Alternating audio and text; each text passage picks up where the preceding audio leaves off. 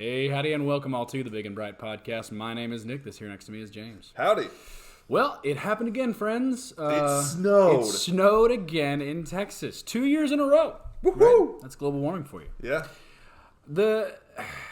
So I'm going to go ahead and say to those of you guys who know me, and I know there's a lot of you guys that watch the show that know who I am or know us personally, I was definitely running around making some claims that the fear of this storm was overwrought, right? Because the place where I work closed down. They said we're not going to open it up. My child's daycare was closed down. There's all this craziness that was going on, and I'm sitting here going, this is going to be nothing. This is going to be freezing rain, a little bit of ice on the roads, but everything's ultimately going to be fine. But because everyone's so afraid from last year, everybody's like hunkering down, ready to go, panic buying firewood, which of course I've been doing all year.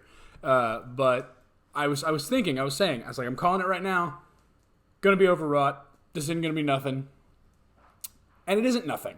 I'll go ahead and say that. It's not nothing. Right? It's not as bad as last year, which we'll talk about, but it's certainly not nothing, right? This is definitely in Texas now. I know that all these people in, the Midwest and, the less important parts of the country say, oh, you guys don't even know what snow is. Well, in West Texas, they have snow. In much more northern Texas, they have snow quite often. It's just the northern part where we're at, around Dallas, and then the eastern doesn't get it as often. And now 2 years in a row, we've gotten it in February. And it's fair. I mean, definitely, there's less than an inch of snow on the ground right now. I'm looking out the window of our studio. There's less than an inch of snow on the ground right now.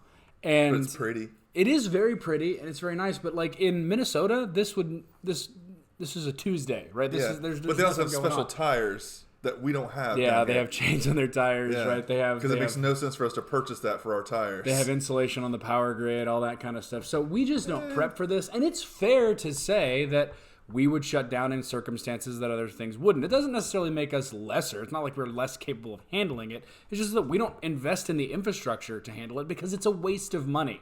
Because this level of snow maybe happens once every couple of years.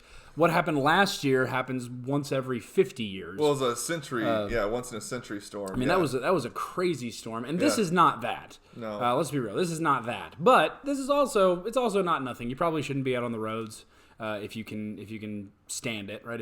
Well, I wish you would have told me that before I drove over to the studio. If you can afford to not be out on the roads. Well, no, you can't afford. We got to shoot the episode. You've got to be here, right? Yeah, I guess. So unless doing this for you, unless you are an essential worker or you're on this podcast, you should stay off the road. I hate that word.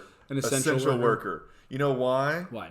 Because only essential workers were allowed to go back to work in the beginning of the whole Rona frenzy. Yeah, and that was wrong. No, what it showed us is, so if this is all you need for the bare bones essential, why are we okay, it's an why established are we making more? Why fact. are we making it bigger then? So obviously this is all you needed to go. All right, federal, then eliminate them. No, we actually need it. You just showed. Oh, you're talking about the government. Yeah, you just showed me you didn't need them. I thought you were talking about like life in general. I'm like, it's a fact that we base our economy off of stuff that is not essential, right? Yeah, movie theaters are not essential. But I'm talking about like the government proved to us that this is all we needed. Yep. Well, if that's the case, then fire the rest. No, we can't do that. Why? Because you just showed me this is all you needed. Because it's the government. Well, we need to have a person who's making sure that the other guy has a secretary that when he sneezes, here's a tissue, sir. Yeah. All right, thank you. That's your job. The crazy thing is you see how parsed down we've been able to manage our government. And yet it still is bloated and inflated, and that's sad. But I remember somebody, and I don't know who this was that said it, but somebody said one of the things about the Biden presidency is that it's shown us that we don't actually need a president. That's because how the Democrats are running it. Yeah. They're running it through the administrative agencies because they can't have actual things passed through the Congress because it's not actually palatable, despite what they claim on Twitter. But that's the point. That's what's so terrifying about this is that we now have an administrative apparatus that is so well run that it can run without a leader. It can run without a president. Almost like an oligarchy? Yeah, almost like an oligarchy. It's weird. But, that's beside the point. The issue here is that, you should probably stay in your home today. right? You don't necessarily need to go. Well, it depends on where you live, but yeah. Yeah, if you're Austin, I believe I read this morning on Twitter, Austin has about 1,300 outages, so not that bad, actually. Across the state of Texas, I believe it's 70,000, which was, I think, somewhere between 0.6 and 0.8% of power usage.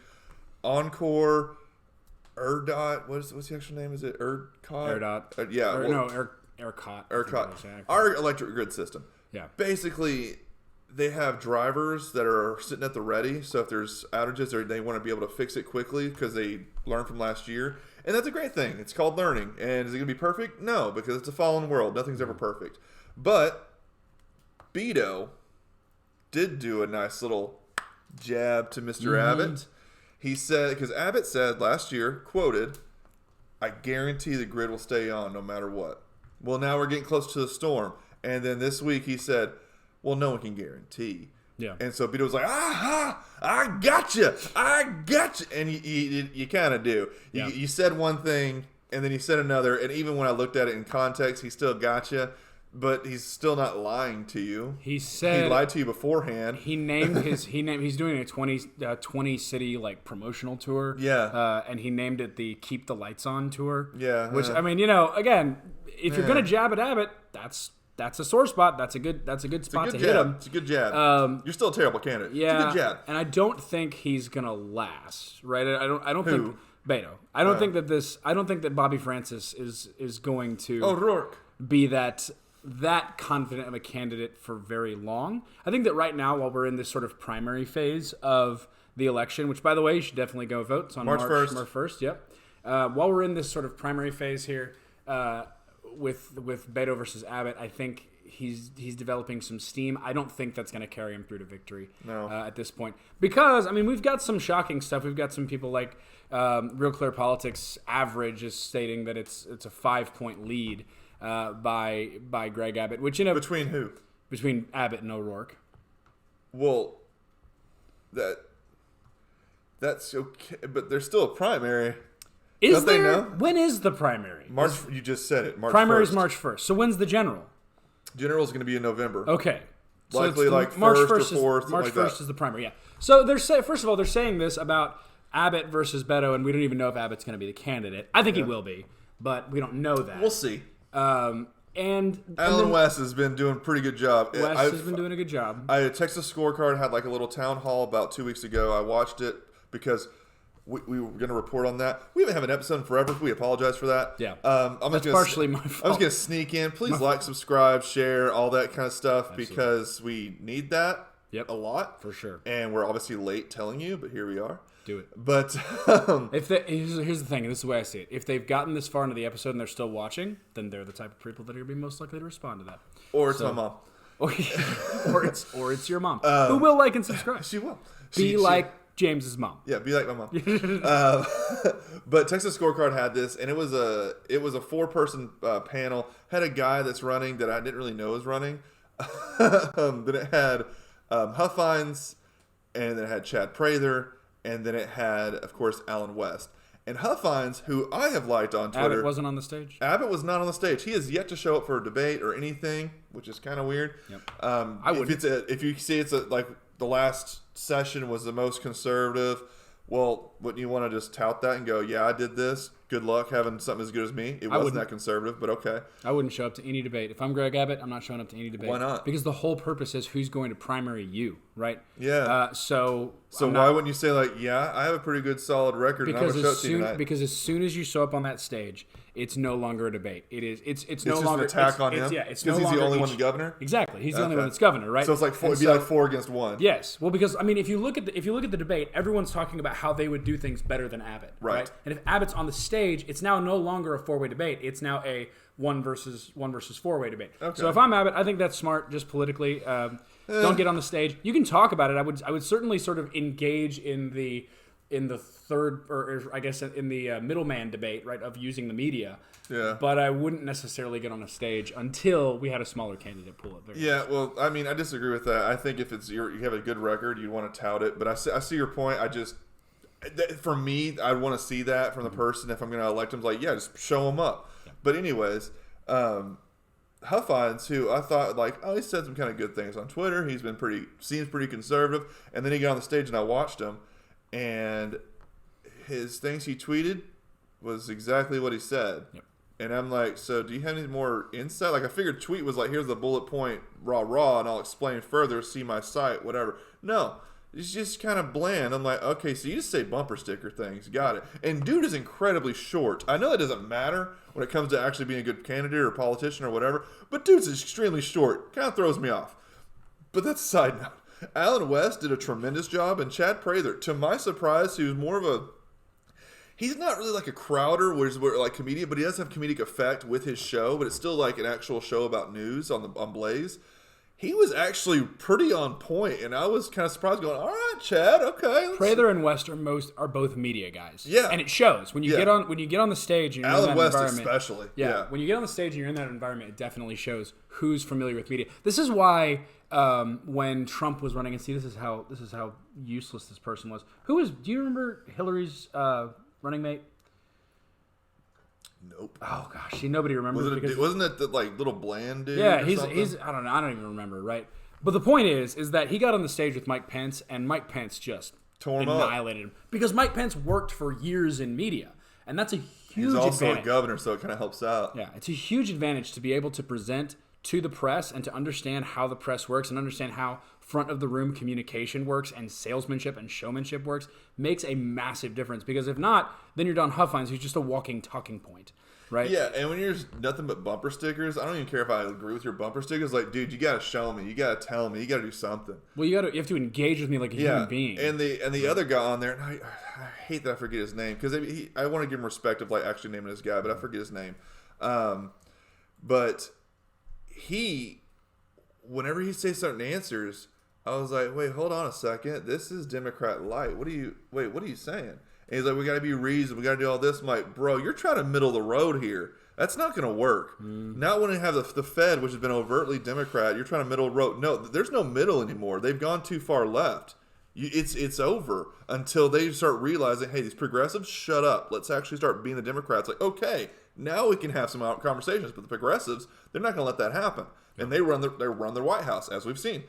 I think that's a good way. Are you looking? Yeah, up I'm trying to find out who this guy is. Yeah, thank you, because I want to give the guy respect. I think that you need to understand that might be a fine way to govern, but it's not necessarily a good way to. Is it Paul Bilu? No. It's not necessarily a good way to run, right? Danny Harrison, that's the guy. Danny Harrison. Okay. He was the guy, and I mean, don't get me wrong, he could speak well, but he also seemed kind of unprepared, because they had one question like, I don't remember this being on the docket, and he kind of like rambled through some kind of answer, and then everybody had like 2 minutes or 1 minute and a half for this answer, and everybody else gave a concise answer, and so either they were all just ready to go on their feet, which is a great way to be a politician, or they prepped and you didn't prep as well. I don't know. He seemed more like a rhino than an actual conservative. That was my issue. Like, I'm with you on you can't be so staunch one way or the other, but dude, when you're a rhino, can't run as a rhino. It's not going to fly. Not in Texas. You ain't Still it's not going to work. In Texas, right? And there's some comparisons. Like, for example, Houston Chronicle just came out and said that Greg Abbott is currently showing an 11-point lead. I think that's going to change.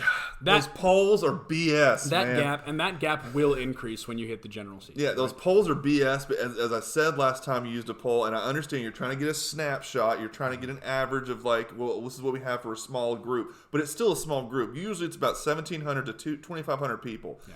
There's over 34 million in Texas. Again, and also, if Beto has a shot, it's a story. Right, if you can convince people that Beto has a shot, then it's a story. Right, because you want to have that dichotomy. That's why 2018 was super huge in Texas for Beto versus Cruz, because like, oh, it's 50-50. Here we go. Yeah, and in Beto versus Cruz, it actually was very close. And I got to see a bet get lost in when I was still attending law school, and that happened. One guy was diehard, like Beto's going to win, and another friend of mine was like, no, he's no chance. He just want to put money in. He goes, I will put 2 bills on this, and then I watched him counted out before class. Yeah. Here's your money. That's right. That's my money. You lost, sir. The Beto phenomenon was so... Beto. It's so interesting, right? The Bobby Francis phenomenon was an interesting thing because Robert Francis has that showmanship that we talked about, right? He has this sort of novelty to him about this kind of youthful sort of, Yeah, dude's like in his mid-40s, but he does look pretty young. I'll give him that. He's youthful. He kind of dresses. Jeans. He dresses like a youth pastor, but he talks like a sailor, like that kind of thing, right? And it worked, right? It did. It worked for that initial push. And I will tell you. So I got like $1 million, like what, when first 48 or 24 hours, he got $1 million when he first announced his candidacy. And his design, and so one of the things that I love, so I studied parties, campaigns, and elections, and campaign signs are very important. And what Beto came up with the staunch black and white, all caps, Beto, for governor, right? Super simple messaging, very concise, and very noticeable. Everybody knew it. When you saw that sticker, you didn't even have to be close enough to read it. I still see stickers for Beto for Texas. They never took them out their car, but I'm like, right there. Exactly right? What it is. And so the guy is an excellent campaigner, but the problem is he's played his hand. Right? Everybody knows who Beto is. Nobody's going to be, for president, failed miserably. Nobody's going to be investigating, who is this Beto? Nobody's going to be doing research on Beto O'Rourke, which is what you count on when you're trying to motivate that groundswell of people that are going to come out and vote for you. You want people talking about you, but the thing is, everyone already knows who you are, which we do. We know about the skateboarding and the Whataburger and all that stuff, right? And the eating dirt. Yeah. We know about all that, and because we know about all that, furry. you don't have the same. Yeah, he's a furry. You don't have the same shock value. You don't have the same novelty that got you into that race. No, you just try to say blue things, and it's like you just say like an F here, or maybe you say other things there. It's like, all right, we get it. You're just dropping the F bomb or any kind of curse word to be like, yeah, I'm really emphasizing my point. Yeah, we've heard it. All right, Beto, you're not saying anything. Just take some advice, man. And I'm not saying that he's not going to win. Because I'm telling you what, after 2016, I decided to stop guaranteeing any political results. Yeah. But Beto, from what I see, man, you took your shot, you missed. It was good. You had a good run, but it's time to hang it up, dude. I texted you about this. I somehow got on Beto's list for emails. I don't know how I did, but I got on Beto's list, and I was going to unsubscribe. I'm like, wait, I'm literally on the inside track. Let's see what he says to his constituents or his people, his followers, whatever. And I texted a family member of mine, and they're on the left.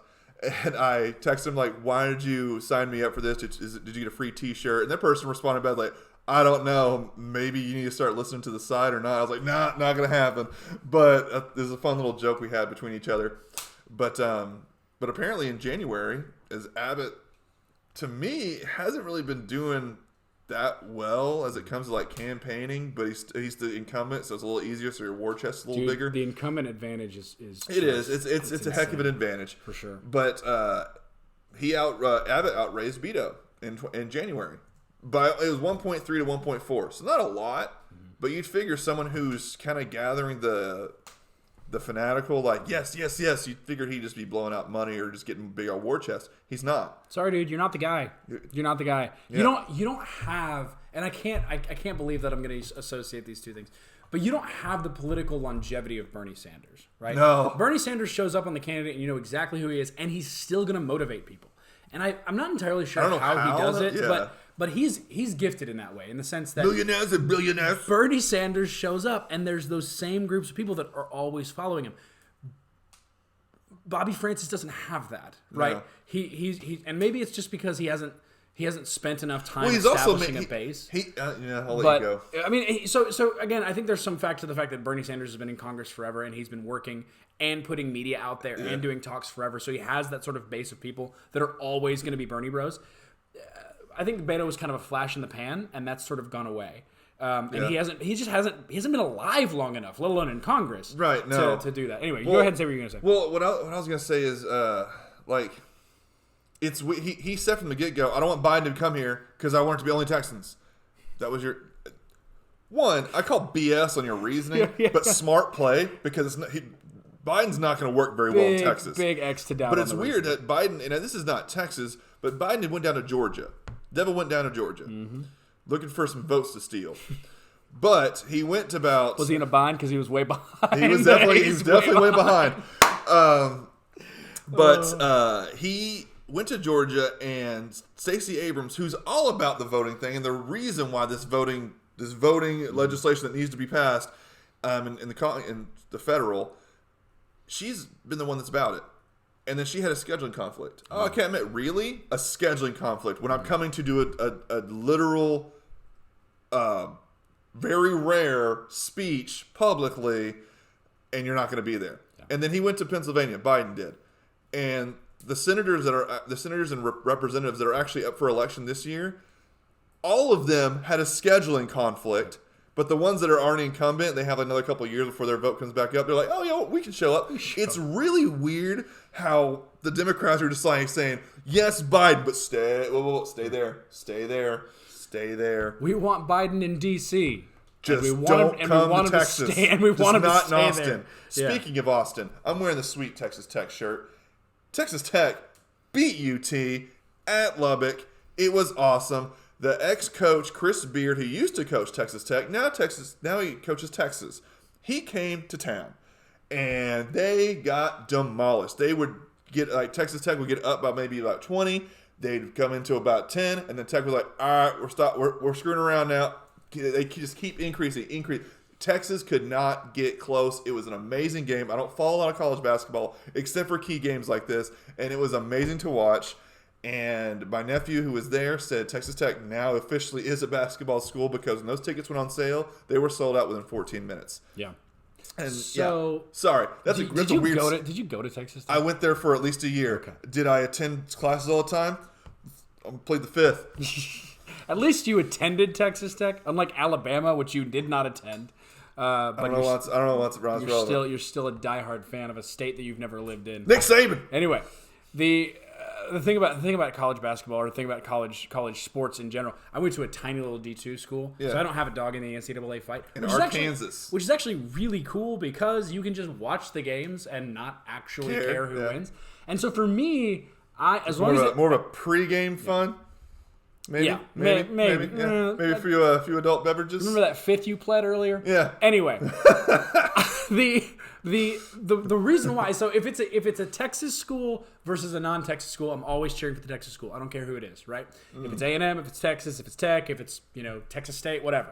I don't care. I'm cheering for the Texas team.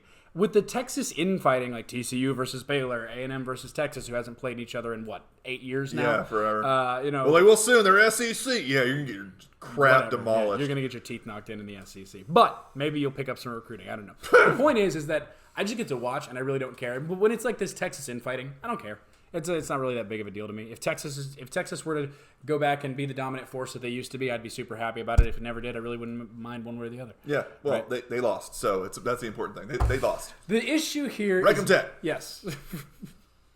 Okay.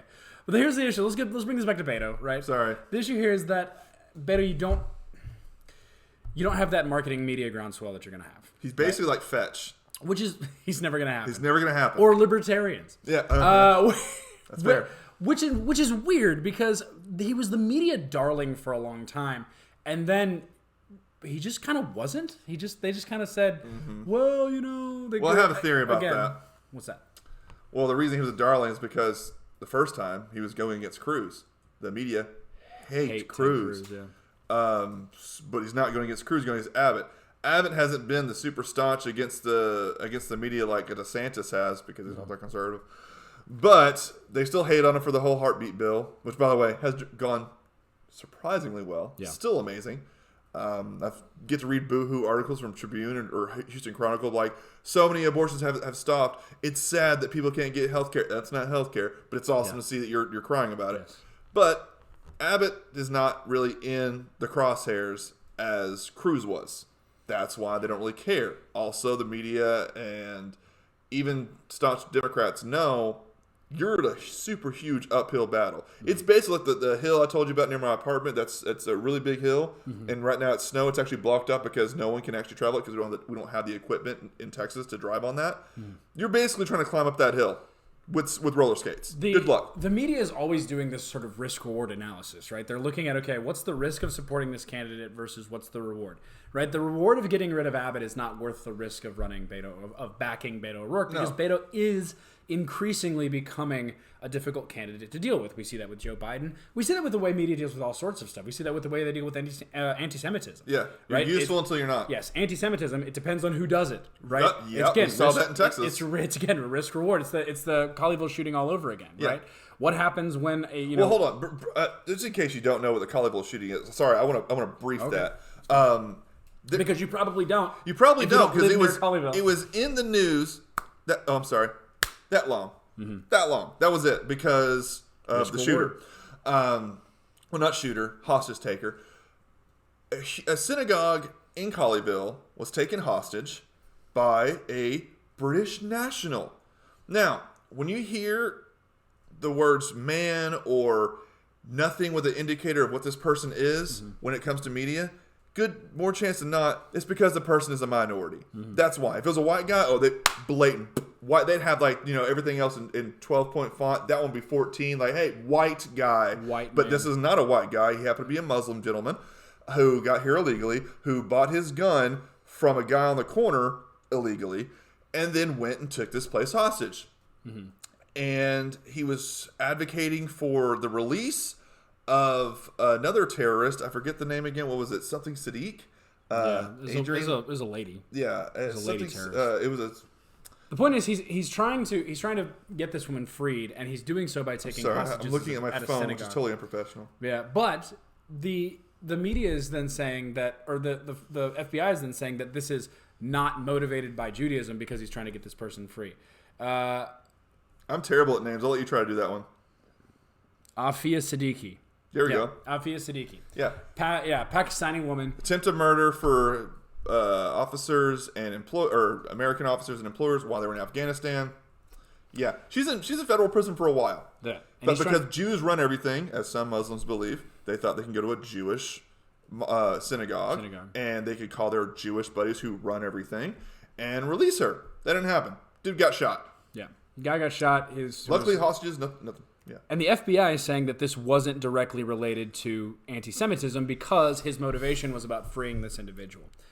BS. Yeah, I'm going to go ahead and press a big X to doubt on that one. Yeah, we don't know why he's all frustrated. Really? And by the way, you might even technically be correct because his motivation is to, like, the theory, I guess, and again, I'm trying to speculate here, but the theory, I guess, is because his motivation was to free this person, he could have theoretically held up anything. Right, he could have held up a bank and said free this one, or he could have held up, an airplane or something like that. Nope. Got off the airplane, left the airport, went to the first synagogue, which happened to be about 14 miles away from the prison she's in.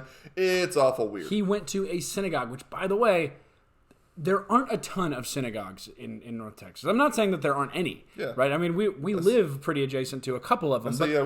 But it's a lot easier to find a church in North Texas, right? And so if you're just going with the most convenient place, and in fact, it's 14 miles away from the place where she's being held, I guarantee you there's several churches that are closer, right? The fact is, he went to a synagogue. You're trying to prove a point by doing that, right? It's not like they're on every corner. For the first 2 hours, it was live streamed because it was a church that most, I think 4 people actually showed up to church, or a shul, is that the proper? Shul is the service that they do. I believe shul is the service that they do on Sabbath. Okay. So this was during Sabbath. So it was during Sabbath service. So he knew it would be full. Yeah. Well, it should have been. But they were doing it mostly on Zoom, which a lot of churches and synagogues and other places are still doing right now, which is fine. I don't really agree, but it's fine. But luckily for them, only 4 people plus the rabbi was in there. And when he got in there, it's probably like, oh, crap, I thought it'd be a lot more people. Yeah. But too late now. I have my gun. Here we go. Yeah. And they all left free, but he did not, which is odd because everybody came out. He still had the gun in his hand. They said, lower the gun, and they didn't. Why did they not have some people maybe with like rubber bullets or something to make sure he goes into prison? Seems like you didn't want him discussing his case of why he was there, because your narrative was already set. Yeah, for sure. Maybe it's a little bit of tinfoil hat. I'm fine with that. It's a little odd that you just shot him when everybody was out free. I think you're getting a little tinfoil hatty because FBI wasn't up front. So this is your argument is very left wing adjacent, because I cannot tell you how many times the why didn't you just tase him argument comes up, or the why didn't you use non-lethal force? The fact is that we don't know what happened. We weren't there. We don't know. We're not trained agents. What sort of force he was threatening or whatever. So I just found it say odd. that he's doing this because they wanted to kill him because of the narrative, and furthermore to say that the officers had the presence of mind in that moment to be thinking about that, I think that's a little tinfoil hatty. I'm not quite on I think they did, because not a lot of people picked up this story, because they picked it up, realized what the shooter's color was, dropped it, because they had the Zoom video of this is exactly what the guy is. That's the we media. don't know the identity of the person. Really? Because he's on Zoom right that's there. That's the media, though. We're talking about the officers, right? We're talking about what the officer... Who's the FBI run by?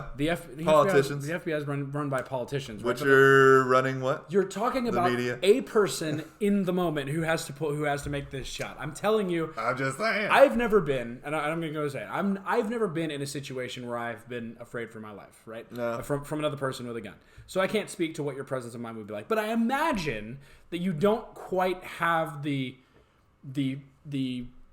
prefrontal cortex, I guess, engaged in such a way as to where you can make decisions based on media coverage after the fact when you're in fear for your life, right? I get it. If we're talking about the individual and why he decided to shoot him or versus not shoot him. It was just weird. They say British national. It's like, so a Muslim guy? Now, the media, okay, so the media do have forethought in this, right? The media, they're absolutely covering for this guy. The fact that you would refer to this person as a British national, right? Now, I'm not going to go ahead and say his name, but you illegal can look immigrant? it up. Right? You can look it up. It's not hard to find. The fact hard is, to find now. But this guy does not have a British name, right? This dude wasn't Lord Byron Wellington III. Okay, No. this guy was very clearly Arab, right, and or at least of Arab descent. But they refer to him as a British national because immediately you think British national, you think white person. Yep. And again, but they didn't say white guy. The way they treat anti-Semitism, depending on where it comes from, right? You have Charlottesville, anti-Semites, very clearly. Yeah. This guy, anti-Semite, very clearly. Look at the way they're treating it, right? CNN said this was a terror-related event. Related. Really? You're holding up a synagogue. It's a terror with a gun. It's a terror-related event. You're a hostage now. Basically, I am the captain now. Well, yeah. We don't know if this guy was actually a terrorist. Really, you don't know. Yeah. He didn't have to have a vest on for it to be a terrorist. I do. I know, right? But in a world where people don't read the stories, they don't read the articles, they just read the headlines, that's important, right? The way you engage with that stuff is important. And they know that. That's why they write the headlines a certain way. And I mean, I will tell you this. From the government perspective, right, with Greg Abbott, and or you know whomever is in charge of this kind of stuff, you need to come out and make a statement about something like this, right? Abbott has come out. He's granted it's tweeting, but he has at least during the whole session he was saying like prayers and thoughts and prayers kind of situation when it first started because he's letting the cops do it. He called. Even Cruz was calling people he knew in the FBI saying, "Hey, what can I send? What resources can the Fed send?" And they're like, "We got it taken care of. We're already flying there from Quantico. We're good. Okay, keep me updated." No, politicians were actually trying to help. I'm not talking about commenting on the situation. I mean, they were trying to help, and what you're saying is true. Yeah, right? they I'm sent talking people about there. Speaking to the media coverage to this situation. One of the things, say what you like about Donald Trump. Donald Trump's most winning issue was the fact that he directly went after the media. A lot of times he wouldn't even comment on what actually happened while it was happening because he's the president of the United States. He doesn't necessarily know everything that's happening in the country while it's happening. But he was very good at attacking the way the media presented things. If Abbott would do something like that, it would change the game as far as his political success. That's why DeSantis is doing so well. That's why DeSantis is doing really well because it's the media. You have to recognize the fact. Flip their narrative on its head and be like, "This is you said blank. Well, you said blank 2 weeks ago. So what's different?" We don't know. Oh, it's probably because someone you like and then someone you don't like. And I'm fine with that. And that's I'm sorry, it's a little tangent. Oh. If you're on a certain team, for instance, me and Nick are kind of right-leaning. By kind of, very right-leaning. You more than me. Yeah, well, one of us is sane, the other one's still pretending to be in La La Land. Come on now. You're going to go for your team. Don't pretend like, well, it's one objective. No, you don't. You like a team. You stick with your team, and so you're going to be harsh to someone that's not on your team, and then not that harsh on someone that is. We've tried to show where Abbott is flubbed the entire time with citations from people, typically on the left, and using Texas sources. So we're not necessarily saying that we're going to play at both sides entirely, because we're not. We're obviously conservative. But don't pretend that when it's your team, like, well, your side does blank. Yeah, it does. But you have to reconcile this, just like you make us reconcile all the time, because we never have any side of the typical media spin. If it's written wrongly, it's always directed against the conservatives, and when they correct it, they do it on page 65 instead of page 1 like they put the first story. So, no, it's just... Specifically to the people who watch the media and listen to the media, it's important to know... You spin it so much. Everybody has spin. right? And to say that because something is on CNN or on a reputable news source or something like that, and not on, for example, Joe Rogan's podcast, that it's more reputable or that it's more authoritative, to believe that is to believe a lie that's perpetuating the system. So you as viewers need to have more discretion in what you watch and understanding specifically the ideological bent of those people. That's why James and I are open about that, right? James mentioned that. We're open about it because we don't want you watching this thinking that we're going to, give it balance. Right? Like, no, we have a certain bend. And we try, but the fact is we do it by what the sources. I mean, I've mentioned very overtly when the times we've had to use Fox News because we couldn't find it on any other site. Yeah. I've overtly said this is Fox, but everything else, I try to make sure, excuse me, I try to make sure it was left-wing because I'm using their sources. And typically, as we mentioned just now, the headline will say blank. Read the actual article. If you see a hot take headline, read it. Because the article typically has the truth buried somewhere in the middle or at the bottom. But that's just how it works. And for the Colleyville, it was in the media until they realized what it was, and they're like, oh, and they dropped it. I mean, how long do we hear about the last anti-Semitic attack that wasn't even in America? Yeah, it was in another country. You had to blame Trump because why not? It's a day that ends in Y. But they had to blame Trump for the reason why this happened, and they just kept going over and over. But that was also a white person. But it was a white guy. Yeah. This is not a white guy, so never mind. Can't talk about this because now our narrative is ruined, and this guy is actually oppressed. How is he oppressed? He was the oppressor. Well, we'll figure that out after we do some backflips to figure this out. Well, I mean, circling back again, Greg Abbott, if you want to do better in these primaries, which I don't know how he's doing in the primaries, West might come and get you. I don't think Huffines will, but West might come and get you. West has a good shot. You want to do better in these primaries? Start talking about the media. Well, the thing is about the primaries, though, we were talking about this right before the show. Is there really a primary for the Democrats? I have yet to see another Democratic candidate. No, I think it's Beto. I think that's another thing. Like Democrats have kind of put all their chips right there, and then they abandoned them. Well, nobody's come out. Isn't that weird, though? Yeah, it's They're weird. Like, this guy, and then we're just going to pull our plug. You figure it out. It's weird, but who are you going to run? Right? Who's that lady that ran against Cornyn? You going to run her? Right? I mean, who are you going to put out there? The fact is Michelle that Beckley. Yeah. Who's running for lieutenant governor?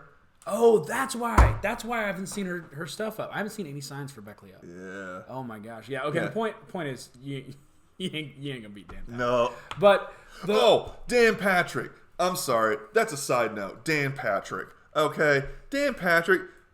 Just shut up. Just shut up. Stop doing media events. You're not good at it. No, he's really bad at it. Abbott's not great at it. He came out, really and Beckley is one of them. And then I believe Beto put it out, and some other, I think Gene Wu, which is a representative from around here as well, he put it out. I don't think Gene Wu's around here. Doesn't matter. Either way, left pounced on it because it's an easy pounce. Dan Patrick came out and was like, well, Abbott never shut Texas down. That's why we need to keep him in there. He never shut it down. Not true. I'll call BS. Yeah, not true. Because I had to take stuff to go. We couldn't go anywhere. If we went anywhere, it's either your house or my place or an open area park. You couldn't go anywhere. Even parks, when it had children's section, they had that sucker taped off so you couldn't go play on it if you were an actual child. So, no, Texas was certainly shut down, and your memory is terrible. Yeah, and everybody shut. So what Dan Patrick meant was that Texas. What Patrick meant was that we opened up Texas relatively quickly. Right, but the fact is, everyone was shut down. Florida was shut down for a little bit. Yeah, I mean, like again, we had a 15 days to slow the thread. Right? For me, I won't fault states or even the governor that shut down the beginning because we had no freaking clue what's going on. Yeah. All right, this is a novel virus, and turns out it's not as deadly as we thought it was, especially not Omicron, as you got to experience, which is the reason we have had a show. Yeah. His family decided to catch it, and he had to apparently watch his kid or something. I had to watch my kid. Take care of his wife, whatever. I don't know what all that stuff means. But we did shut down, which is, again, I'm not okay with it, but knowing what we knew then, we can't play 2020 now and go, well, it was obvious. No, it wasn't obvious. It wasn't obvious. We didn't know what was going on, so we shut down. Fine. Don't claim now that you didn't shut down, though. And you need to have some context of what you mean. Yeah. And he didn't really provide that. He just said, we didn't shut down. Just trying to say a little glib comment. Yeah, you did, bro. Yeah, Patrick needs to chill when it comes to that kind of stuff. He needs to take a deep breath before he says stuff. But it doesn't mean Michelle Beckley's going to beat him. Michelle Beckley won a very small state congressional district that has about 73% left-leaning. Yeah, left-leaning individuals, and then backed out. And then so many candidates, by the way, in Texas have either retired to say I'm not gonna run. Oh, you're going to show why up Democrats? To why are you doing this? You're going to show up to the lieutenant governor race and realize that the rest of the state of Texas is going to look at your, of course she took away the blue hair. Yeah. But they're going to dig up those pictures and you're going to get shellacked by Dan Patrick. Yeah, by Dan Patrick. And people are still not going to forget because they want them to forget because it was a rah-rah moment until the media pulled the plug. You left Texas. Yep. All the Democrats. Well, not all. Most of the Democrats left Texas. Good chunk of them did. And then came back, and that vote ended up happening. Well, we did some major changes. Not really, because you're still griping about it now. Yeah. So you actually didn't do much changes, or you wouldn't be griping about it. HB1 still didn't pass. Yeah. Right. Or still did. Yeah. Wait, HB1. Yeah, that's the House bill for the Fed. Yeah. But yeah, our bill did pass when it comes to certain things. Mm-hmm. But it's awful weird how also, like I said, there are some Republicans that are also retiring or not running for re-election. Actually, in my district, the senators, she's backing out, and another person's running for it that I happen to know through another candidate. Pretty nice guy. But Democrats, they're bouncing out. They're not going back to their original districts, Michelle Beckley being one, because she was going to run for senator. Yeah. Texas senator. Not the U.S., but Texas senator. Yeah. And then she's like, I'm going to go for lieutenant governors because she knows she's going to lose both sides. She wasn't going to win her district. She wasn't going to win the Senate seat. Now she's going for lieutenant governor so she can rah-rah. Mm-hmm. But she's basically done. Other Democrats have also bounced out, and it shows that maybe the Democratic Party is kind of losing seats, and they know it. So they're taking out their primary candidates, their biggest ones, and saying, like, just bow out and let some no-name get beat. Mm-hmm. That way it doesn't show that we're actually cracking, because there's a definite crack based on Biden. Oh, yeah, for sure. And Kamala Harris. I'm now thinking about the political implications of Beckley running for lieutenant governor. Because I was like, where? Because I saw all the signs for Cronda. Yeah. I guess some of you guys will remember. I keep getting texts for Cronda. Some of you guys will remember back at the beginning. Back at the beginning of the podcast, right, we talked about Cronda Timish. Because she has a cool name. Yeah, she got a cool name. And you should vote for her. I think you should vote for her. Because, I mean, I know Cronda. She's a nice lady. That being said, we're coming to the end of this, man. We got a probably a couple minutes left. Friends, stay warm out there. Vote for Cronda. You got anything else to say, James? I still think that my theory about the Colleyville shooting is the legit theory. But you can go ahead and pretend that mine's just totally tinfoil hat. All right, guys. It's cold outside. James is crazy. But the stars at night are big and bright. We'll see you next week.